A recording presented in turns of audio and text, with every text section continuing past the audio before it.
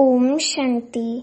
आज 16 जुलाई 2023 के बाबा के अव्यक्त महावाक्य रिवाइज कोर्स 7 मार्च 1995 मुरली का टॉपिक है ब्राह्मण अर्थात धर्म सत्ता और स्वराज्य सत्ता की अधिकारी आत्मा।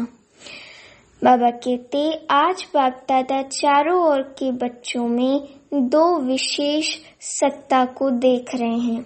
वो दो सत्ताएं हैं, एक धर्म सत्ता और दूसरी स्वराज्य सत्ता।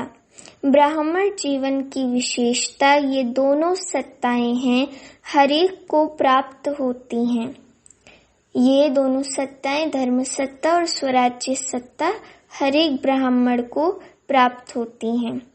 ब्राह्मण जीवन में धर्म सत्ता अर्थात सत्यता, पवित्रता के धारणा स्वरूप और स्वराज्य सत्ता अर्थात अधिकारी बन सर्व कर्मेंद्रियों को अपने अधिकार से ऑर्डर में चलाना।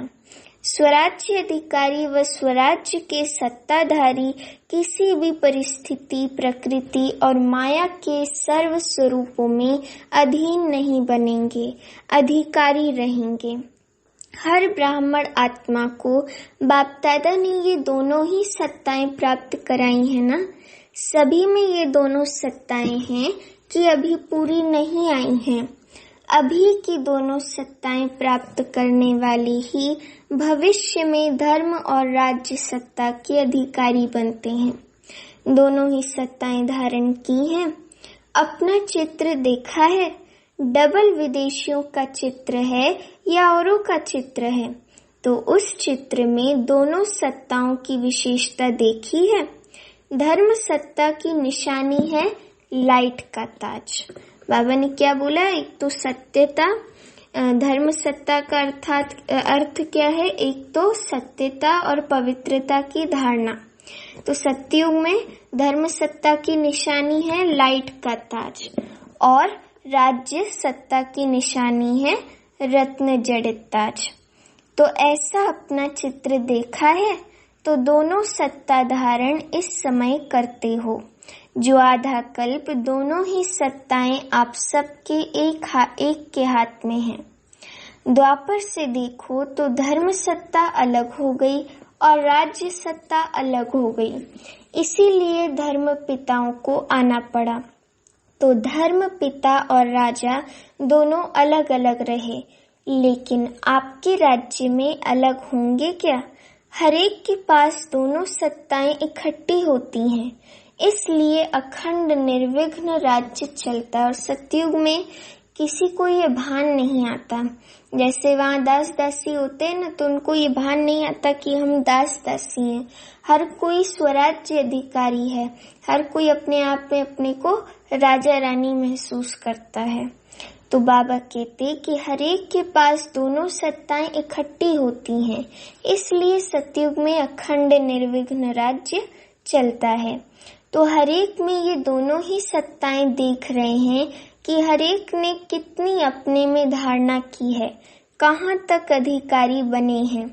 क्या सदा अधिकारी रहते हैं या कभी अधीन कभी अधिकारी? अभी अभी अधिकारी हैं और अभी अभी अधीन हो जाए तो अच्छा लगेगा कि सदा अधिकारी अच्छा है? सदा अधिकार चाहिए या थोड़े टाइम के लिए चलेगा? जब स्वयं बाप अधिकार दे रहा है, देने वाला दे रहा है और लेने वाले जो हैं उनको क्या करना चाहिए? लेना सहज है या देना सहज है? लेने में तो कोई मुश्किल नहीं है ना, देने में सोचा जाता है दें नहीं दें, थोड़ा दें कि ज्यादा दें। लेकिन लेने में तो सब कहेंगे जितना मिले उतना ले लें। तो लेने में नंबर 1 हो या नंबर 2 हो, इसमें तो नंबर 2 कोई नहीं बनता। और जब देना पड़ता है तो देने में भी नंबर 1 हो कि सोचना पड़ता है, हिम्मत रखनी पड़ती है। वास्तव में देखा कि देते क्या हो, वास्तव में देखो कि देते क्या हो। ब्राह्मण जीवन में देना है या लेना है। अगर देने वाली चीज से लेने वाली चीज श्रेष्ठ है तो लेना हुआ या देना हुआ? देना पड़ेगा, देना है, ये सोचते हो तो भारी होते हो। लेना है तो सदा खुश रहेंगे, हिम्मत में रहेंगे, देने में सोचते हो, क्योंकि बाबा कहते कि देना मुश्किल समझते हैं, लेकिन पहले लेते हो फिर देते भी तो कुछ नहीं हो। बाबा में कहते कि फिर लेते तो हो लेकिन देते तो कुछ भी नहीं हो। आपके पास कुछ है जो बाप को देंगे, दी तो अच्छी चीज जाती है या खराब चीज, तो क्या अच्छा है आपके पास? तन अच्छा है, मन अच्छा है, धन अच्छा है, बेकार है। दवाइयों के धक्के से शरीर चला रहे हो तो धक्के वाली गाड़ी अच्छी होती है क्या? तो ब्राह्मण जीवन में लेना ही लेना है। और बाप तो मुस्कुराते हैं कि बच्चे बाप से भी चतुर हैं, पहले लेते हैं फिर देने का सोचते हैं। होशियार होना अच्छा है, बच्चे होशियार होते हैं तो बाप को अच्छा लगता है, लेकिन चलते चलते यदि डल हो जाते हैं तो अच्छा नहीं लगता है। कभी कभी बच्चों की शक्ल फेस ऐसी लगती है कि पता नहीं क्या हो गया, जैसे शरीर में चलते चलते खून कम हो जाता है तो कमजोर हो जाती है ना, फेस से भी कमजोरी नजर आती है। तो यहाँ भी खुशी की, शक्तियों की कमी हो जाती है ना, तो चेहरा ऐसा हो जाता है जैसे सब जानते हैं, सभी अनुभवी हैं। हर तरफ एक तरफ कहते हो कि खुशियों की खान मिली है और वो भी अविनाशी, फिर कम कैसे हो जाती है? तो बाप के पास आपके सारे दिन के मन के मूड और मूड प्रमाण जो फेस बदलता है वो सारे दिन के चित्र वहाँ होते हैं। आप तो चित्रों का म्यूजियम बनाते हो ना, बाप के पास आपके चित्रों का म्यूजियम होता है। तो सदा ये याद रखो कि मैं ब्राह्मण आत्मा, राज्य सत्ता और धर्म सत्ता की अधिकारी आत्मा हूँ। ये स्मृति का निश्चय है तो नशा है, निश्चय कम तो नशा भी कम। तो चेक करो ये सत्ताएं सदा साथ रहती हैं, वह कभी खो जाती हैं, कभी आ जाती हैं। अच्छा, आज डबल विदेशी मेजॉरिटी हैं। बाप दादा विशेष डबल विदेशियों से पूछते हैं कि सारे दिन में अपने अधिकार के सीट पर सेट रहते हो या अपसेट बहुत जल्दी हो जाते हो? बाबा पूछते हैं कि अपसेट होना ये पास्ट की बात है, अभी नहीं होते, पास्ट हो गया ना, अभी तो नहीं होते हो ना, अभी नॉलेजफुल पावरफुल बन गए। ऐसे तो नहीं कि छोटी सी बात में अपसेट हो जाओ, चेहरा बदल जाए, मूड बदल जाए। ऐसा कभी कभी होता है, कभी कभी अपसेट होते हो। अच्छा, जो समझते हैं कि अपसेट होना क्या होता है वह भी भूल गया है। ऐसे शक्तिशाली आत्माएं जो कभी अपसेट नहीं होते हैं वो हाथ उठाओ। सच तो बोल रहे हो, उसकी मुबारक। अभी इस सीजन में कुछ मधुबन में छोड़कर जाएंगे या कुछ लेकर जाएंगे? मेजॉरिटी ने मधुबन में शिवरात्रि मनाई है ना, तो जिसका बर्थडे होता है उसको गिफ्ट देते हो ना, तो बाप को क्या गिफ्ट दी? ये अपसेट होना, यही गिफ्ट दे दो। नहीं होंगे, हिम्मत है? अच्छा, हाथ उठाओ और टीवी में सबके हाथ निकालो। सोच समझकर पक्के हाथ उठाना। देखो, सभी के हाथ का फोटो निकालो, देखना अभी फोटो निकल गया है। बाप दादा को वो चेहरा अच्छा नहीं लगता। बाप दादा हर एक बच्चे को सदा खिला हुआ रूहानी गुलाब देखना चाहते हैं। इसीलिए तो बाबा कहते हैं सदा खुश रहो, खुशी की खुमारी में रहो। तो मुरझाया हुआ नहीं, खिला हुआ। जिससे प्यार होता है ना, तो उसको जो अच्छा लगता है वही किया जाता है। डबल फॉरेनर्स तो बाप से बहुत प्यार करते हैं, तो जो बाप को अच्छा लगता है वही आपको अच्छा लगता है ना। अभी किसी का भी ऐसा समाचार नहीं आए कि क्या करें, बात ही ऐसी थी इसीलिए अपसेट हो गए। अगर बात अपसेट की आती भी है तो आप अपसेट स्थिति में नहीं आओ। जैसे झूला झूलते हो ना, तो वो बहुत नीचे ऊपर होता है, बहुत नीचे हो, बहुत ऊपर हो और बहुत फास्ट हो तो शरीर को अपसेट करेगा ना। लेकिन आप अपसेट होते हो क्या? क्यों नहीं होते हो? खेल समझते हो तो अपसेट होने की बजाय मनोरंजन समझते हो। कारण क्या हुआ? खेल है। ऐसे अगर कोई अपसेट करने की बातें आएंगी जरूर। जिन्होंने हाथ उठाया उन्हों के पास और बड़ी अपसेट करने वाली बातें आएंगी, क्योंकि माया भी मुरली सुन रही है। लेकिन उसको एक खेल समझो, घबराओ नहीं। अच्छा झुलाती है, झूलने दो। लेकिन मन घबराए नहीं, नॉलेजफुल पावरफुल बन जाओ। उस सीट को छोड़ो नहीं। अगर एक दो बार भी माया ने देखा, बाबा कहते कि अगर एक दो बार भी माया ने देखा कि अपसेट होने वाले नहीं हैं, तो खुद अपसेट हो जाएगी, आपको नहीं करेगी। बात की लेन देन भले करो, कोई भी बात आती है तो नॉलेजफुल होने के कारण समझते तो हो ना कि ये ठीक है, ये नहीं ठीक है, ये होनी चाहिए, ये नहीं होनी चाहिए। लेकिन बात की लेन देन बात की रीति से करो, अपसेट रूप से नहीं करो। एक तरफ बोलते जाएंगे, दूसरी तरफ गंगा जमुना बहाते रहेंगे। चाहे मन में बहाओ, चाहे आंख से बहाओ, दोनों ही ठीक नहीं है। तो गिफ्ट देने के लिए तैयार हो। सोच लिया कि ऐसे ही हाँ कर लिया। बाप दादा बहुत सहज शब्दों में युक्ति बता रहे हैं कि जब भी कोई परिस्थिति या प्रकृति हलचल के रूप में आए तो दो शब्द याद रखो। विधि है, या नोट नहीं करो, या नॉट नहीं करो, या डॉट बिंदु लगाओ। नॉट या डॉट। अगर कोई बात रॉन्ग है तो यही समझो, सोचो। नॉट माना नहीं करना है, न सोचना, न करना, न बोलना है। और डॉट लगा दो तो नॉट हो ही जाएगा। सोचो, नॉट लगाओ, डॉट, फिनिश। डॉट, बिंदी, फुल स्टॉप लगाने में कितना टाइम लगता है? सेकंड से भी कम। लेकिन होता क्या है? समझते हो कि ये नहीं करना है, ठीक नहीं है, लेकिन डॉट लगाना नहीं आता है। नॉलेजफुल तो बन गए, लेकिन सिर्फ नॉलेजफुल नहीं चाहिए, नॉलेज के साथ पावरफुल भी चाहिए। तो पावरफुल स्थिति की कमजोरी है, इसीलिए डॉट नहीं लगा सकते हो। और जिसे डॉट लगाना आएगा वो बाप को भी नहीं भूलेगा। बाप भी डॉट बिंदी है, आप भी तो डॉट हो, आत्मा है ना हम सब, ज्योतिर्बिंदु। तो बाबा कहते आप भी तो डॉट हो। तो सभी याद आ जाएगा। फुल स्टॉप, क्वेश्चन मार्क, चिन्ह दिया हुआ है, आश्चर्य की मात्रा या कॉमा, ये नहीं दो। Full stop. फुल स्टॉप की मात्रा इजी है ना, और सब तो मुश्किल है। और सबसे मुश्किल है क्वेश्चन मार्क। वो लगाने बहुत जल्दी आता है। सुनाया है ना कि वाई क्यों शब्द आए तो क्या करो।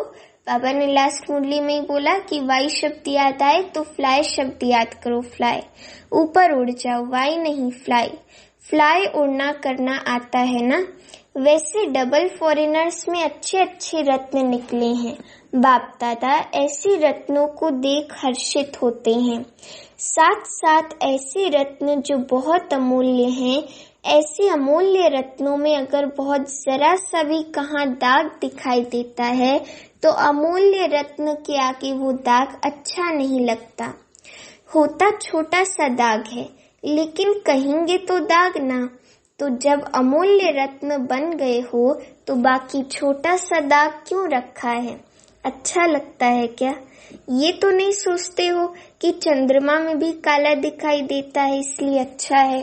डबल विदेशी सैंपल बनकर दिखाओ, जरा भी कोई कमी नहीं। वैसे दाग का कारण क्या होता है? चाहते नहीं हो कि दाग लगे, लेकिन लग जाता है। क्यों लग जाता है? मूल कारण जानते हो? जानने में तो होशियार हो। बाबा कहते कि जानने में तो होशियार हो, जानते भी हो। और जब आपस में वर्कशॉप करते हो तो बाबा वर्कशॉप की भी फोटो देखते हैं, कारण बहुत निकालते हैं, ये कारण है, ये कारण है, और अच्छी अच्छी बातें वर्कशॉप में निकालते हो, लेकिन वर्क में नहीं लाते हो। बॉडी कॉन्शियसनेस के बहुत सूक्ष्म रूप बनते जाते हैं। अभी मोटे मोटे रूप में बॉडी कॉन्शियस नहीं आता, लेकिन सूक्ष्म और रॉयल रूप में आता है। बुद्धि बहुत अच्छी चलाते हो, जब अच्छी अच्छी बातें सोचते हो तो बाप दादा खुश होते हैं, लेकिन अच्छी बातें सोचते करते फिर थोड़ा भी अगर कोई एडिशन करेक्शन करते हैं तो मैंपन आ जाता है। जैसे खुशी से अपने विचार देते हो, ऐसे दूसरे के विचार भी खुशी से लो। घबराओ नहीं कि ये कैसे होगा, ये क्या किया, ये तो हो नहीं सकता, ये तो चल नहीं सकता। दूसरे की राय, दूसरे की बात को भी इतना ही रिगार्ड दो जितना अपनी बात को रिगार्ड देते हो। विचार देना अलग चीज है। आपको उनके विचार अगर ठीक नहीं भी लगते हैं तो उसके इफेक्ट में आना, अवस्था नीचे ऊपर हो जाए तो ये सेवा नहीं होती। एडजस्ट करना, दूसरे के विचार को भी अपने विचारों के माफिक सोचना समझना, ये है दूसरों के विचारों को रिगार्ड देना। जैसे समझते हो ना कि मैंने ये सोचा या विचार निकाला, विचार किया, काम किया, तो मेरे विचारों का महत्व होना चाहिए, दूसरों को रिगार्ड देना चाहिए। ऐसे दूसरों का विचार भी अपने विचारों से मिलाना, वो मिलाना नहीं आता है। दूसरे के विचार को दूसरे के विचार समझते हो, क्योंकि अभी आप डबल विदेशी भी सेवा के क्षेत्र में प्लान बनाने में अच्छी प्रोग्रेस कर रहे हो, उन्नति कर रहे हो और आगे भी होनी है। लेकिन एडजस्टमेंट की विशेषता को यूज करो। अगर कोई भी बच्चा आगे बढ़ता है तो बाप दादा को खुशी होती है। ऐसे नहीं समझते कि ये क्यों आगे बढ़े, जो बढ़ता है वो बहुत अच्छा। तो डबल विदेशियों के लिए बाप दादा को स्नेह तो है ही, लेकिन सेवा के प्लान व प्रैक्टिकल सेवा के लिए जो करते हो, कर रहे हो, उसके लिए बहुत बहुत रिगार्ड है। बाप दादा ने पहले भी सुनाया है कि अगर आप डबल विदेशी नहीं होते तो बाप का एक टाइटल प्रैक्टिकल में सिद्ध नहीं होता। कौन सा? विश्व कल्याणकारी। तो अभी देखो, विश्व के चारों ओर बाप का मैसेज दे रहे हो ना। इस सीजन में तो चारों ओर के आए हैं ना। टोटल कितने देशों के आए हैं? 58। बाकी कितने मुख्य देश रहे हैं? 125। छोटे छोटे देश तो बहुत होंगे, लेकिन मुख्य देश 125 रहे हुए हैं। तो अभी डबल विदेशियों को तो बहुत काम करना पड़ेगा। भारत में भी करना है तो विदेश में भी करना है, डबल काम करना है, दोनों जगह करना है। बाप दादा ने पहले भी कहा है कि सेवा की संपूर्ण सफलता की निशानी ये है कि कोई भी तरफ की आत्मा उल्हाना न दे कि हमारी तरफ तो मैसेज पहुंचा ही नहीं। मैसेज पहुंचाया और सुनते हुए कोई ने अपना भाग्य नहीं बनाया तो आपके प्रति उल्हाना नहीं हुआ, वे उन आत्मा के प्रति हुआ। लेकिन आपके प्रति कोई उल्हाना ना रह जाए। जब कहते ही हैं कि मास्टर विश्व कल्याणकारी हैं, तो विश्व के चारों ओर मैसेज तो बहुत पहुंचना चाहिए। भारत में भी पहुंचना चाहिए तो विदेश में भी पहुंचना चाहिए। जिस समय आपका विजय का झंडा लहराता हो, उस समय यदि कोई आत्मा आकर ये उल्हाना दे तो अच्छा लगेगा? एक तरफ आप झंडा लहरा रहे हैं और दूसरे तरफ लोग उल्हाना दे रहे हैं तो अच्छा लगेगा? नहीं लगेगा ना। डबल विदेशियों की हिम्मत अच्छी है। बाप से प्यार तो है ही, लेकिन सेवा से भी प्यार अच्छा है। दोनों से प्यार का सर्टिफिकेट अच्छा है। अभी कौन सा सर्टिफिकेट लेना है? जितने सेवाधारी उतने ही शक्तिधारी, तो शक्ति स्वरूप बन गए, ये सर्टिफिकेट लेना है। बाप दादा देखते हैं मेजोरिटी बाप से और सेवा से प्यार में पास है।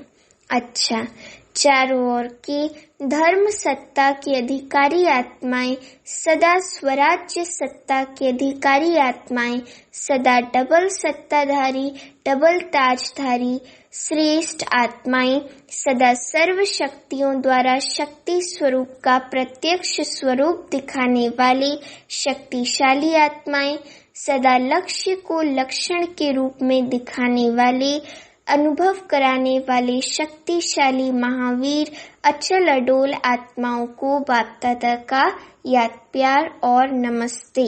अभी हम रूहानी बच्चों की रूहानी माता पिता बाप दादा को याद प्यार गुड मॉर्निंग और नमस्ते।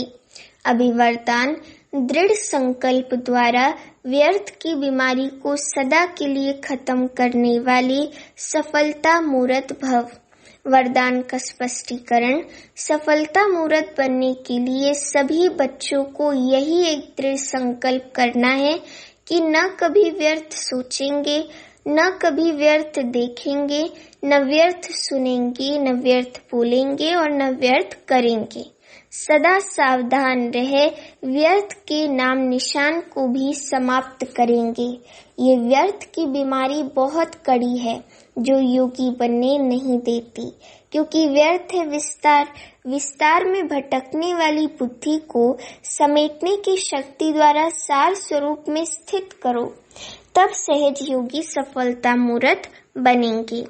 स्लोगन है, दूसरों को कहकर सिखाने की बजाय करके सिखाने वाले बनो। सूचना है, आज मास का तीसरा रविवार है। सभी राजयोगी तपस्वी भाई बहनें सायं 6:30 से 7:30 बजे तक विशेष योग अभ्यास के समय अनुभव करें कि मैं आत्मा भ्रिकुटी आसन पर विराजमान एक चैतन्य दीपक हूँ। मैं अज्ञानता का अंधकार दूर कर ज्ञान का प्रकाश फैलाकर विश्व को रोशन करने के निमित्त ब्राह्मण कुल दीपक हूँ। अच्छा, ओम शांति।